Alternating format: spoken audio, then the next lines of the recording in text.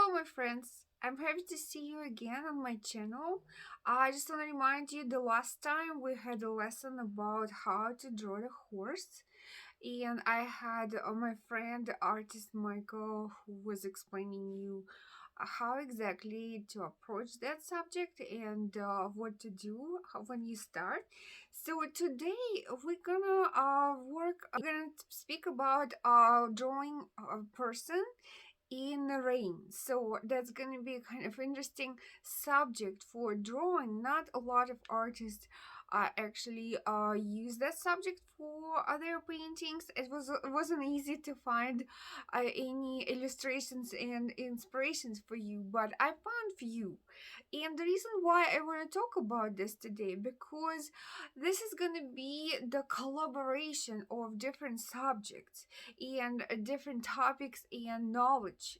So you can consider this as a task work. So just to see how your skills are improved, because first of all, it's gonna be the picture of the person in a landscape. So we're gonna concentrate on how to actually draw a figure, and we're gonna concentrate on how to put that figure in a perspective. We will refresh our knowledge about perspective, and at the same time, because the task will be the person in the rain, so the person will be in in environment, and also the person will be in a kind of a rain condition, so which is will remind you about that gray color, which is we dedicate the whole lesson to, because it's important to know how to mix gray color. It's not only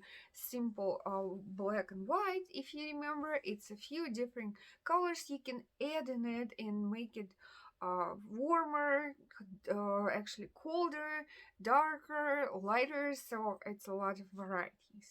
So first of all, I'm gonna show you some inspiration, and then we're gonna see some pictures of how to put your person in a perspective, and it's gonna be street perspective, because we're not gonna put the person in somewhere landscape in nature. It's gonna be the city scape plus the person in that cityscape. So first of all, the inspiration. And for the inspiration, I will show you a very cute picture. This is the picture. If you can recognize, it's actually Venice. It's a Grand Canale. And this is the famous bridge Rialto in Venice. And this is the rainy day there. This is see the people are walking by that bridge Rialto, and the girls has umbrellas, so it's a lot of people moving there, and some of them has umbrellas, some of them not, but my point is just to show you how the person can be in that environment with umbrella. So we have to show somehow that it's a rainy day, and you can show this with the specific colorate or the collaboration of the colors on your picture, and also with the umbrella, which the person can have the umbrella in their hands. The picture I will show you will be right here, Paris in the rain. If you can see, this is the composition right here with the two people walking in the rain in the front, and they share one umbrella, and if you can see, the few of them are farther behind. And I want to stop for a second on that, because if you can tell looking at this picture, that the people in the front, they will be bigger compared with the person which is behind. And it's the same perspective rules apply as the for trees, for buildings, everything which is goes farther become smaller. And this is nothing new in that. If you will actually draw the person go farther will be smaller. Same thing on this picture. this is Raoul Dufy, and the composition calls Lester's umbrellas. There are three umbrellas.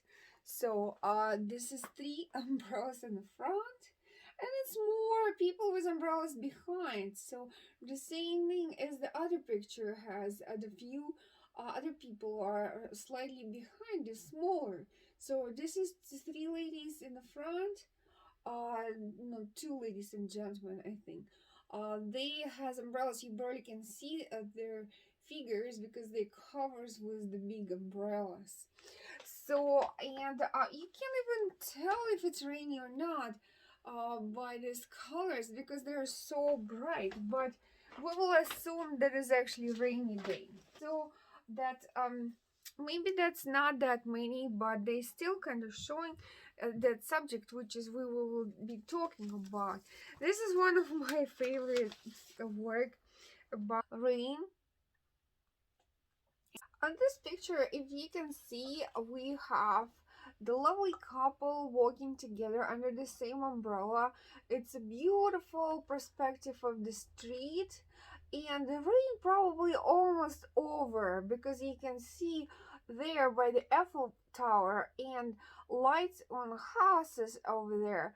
That's the better weather is coming. So it's probably just like after rain when the last drops of the rain are still kind of this few droplets here and there. They still covering the road somewhere here on the street, but you can tell that the weather will be better, but they still have this umbrella. I guess maybe because they feels very nice and cozy under this umbrella.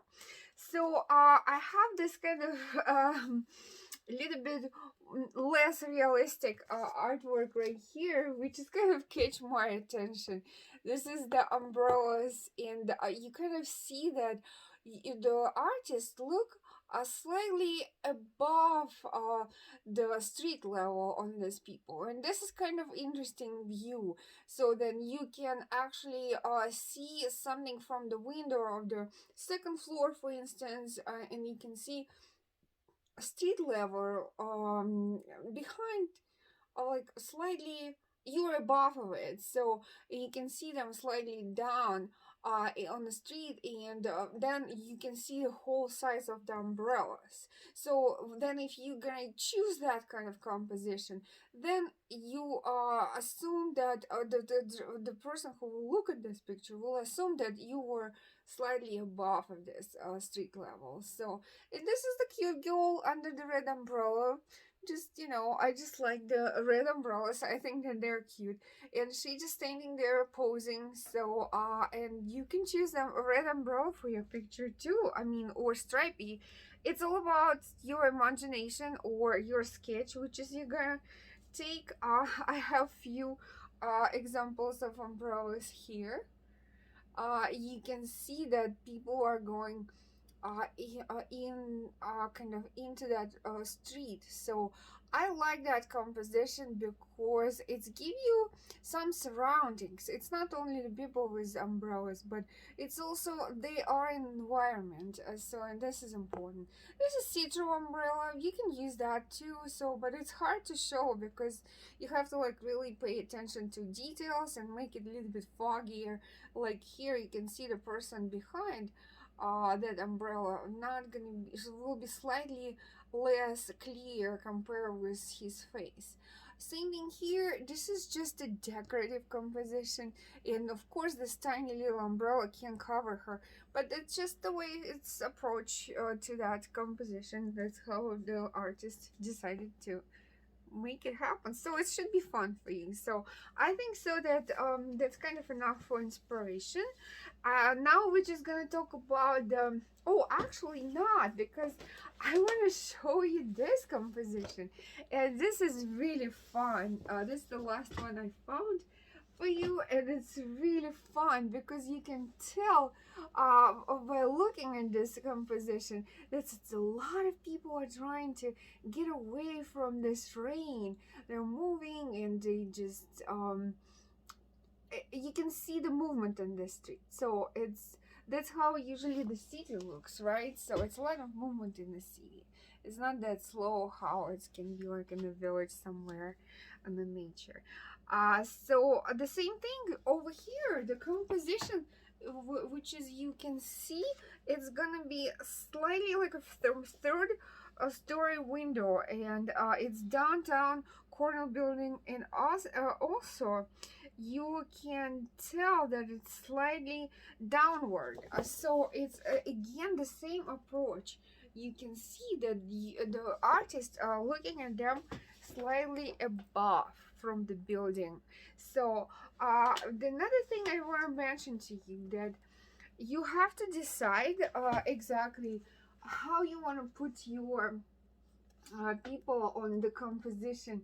Is that gonna be the street level, or it's gonna be above you looking at that, or it's gonna be straight, like two buildings for instance on the side and you people somewhere here, or it's gonna be slightly shifted on the side, like for instance here. So one side will be just straight, another one will be in the perspective. It's like we did when we were working on our interior. If you remember, we had the composition where we have the back wall was without changes, and two walls on the side, they were in perspective.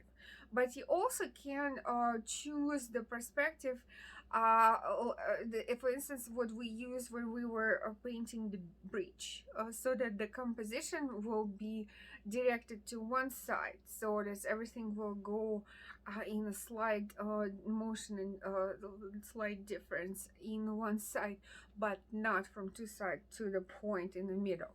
So it's just a different approach, and it's up to you what you're gonna choose. I recommend you to do something which is will be easier for you, because it's a lot of concentration, first of all on a person you're putting in your picture, second of all the perspective, and third it's actually colors which is you're going to use for your composition, and they have to be the rainy colors. So it's something kind of grayish with the slightly light colors of which is going to show the water, like when we were working on the waterford, remember? So we use for the water some see-through colors, like light gray colors, and it's all about how you're gonna collaborate these colors together.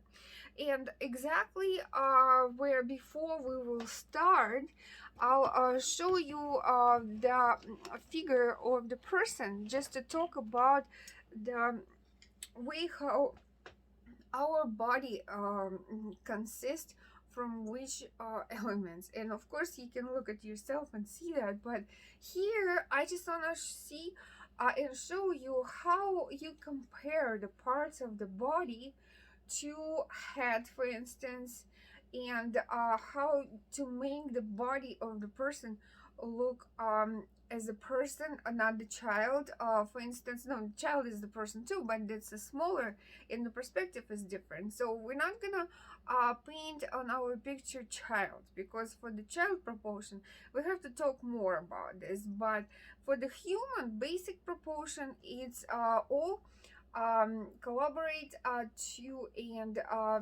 you measure your proportions to the head. So the head of the person, that's what you measure your proportion to. So the head of the normal grown up person, basically it's from 7 to 8, depends on how tall the person is. And we can see here, so we got the head, and we measure with pencil or some stick. I use the stick for the Chinese food.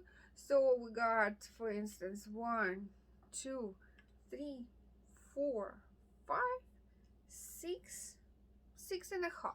So from 6.5 and 8, depends how tall person is. So that's how you put your head, basically how many times it's fit in the body. So it's hard to kind of digest that, but this is how it is. So our head will feed our body 6 or 7 times. So we counting one more time. 1, 2, 3, 4, 5, 6.5.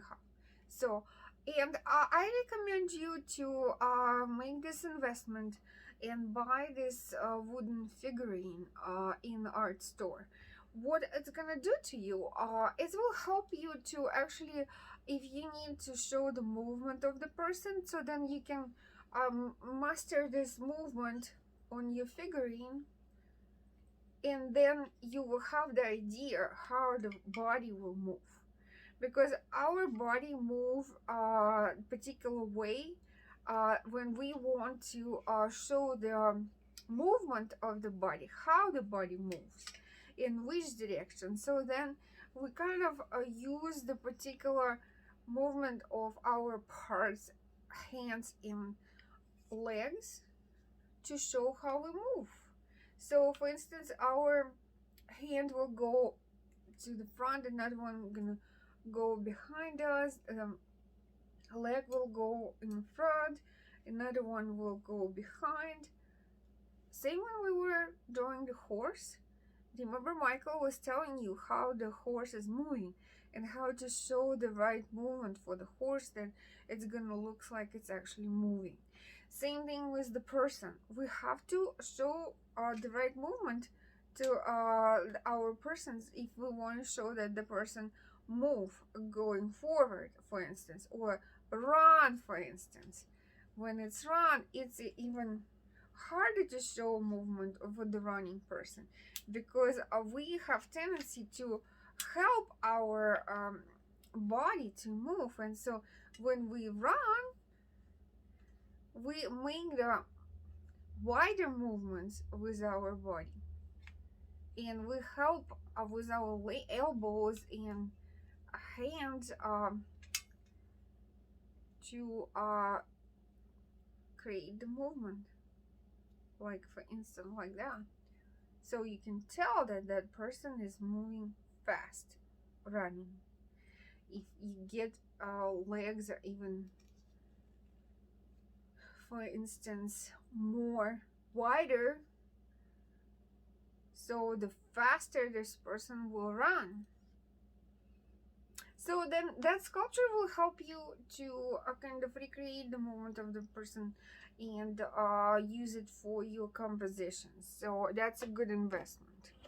And I think so this is gonna be it for the theory part of our lesson.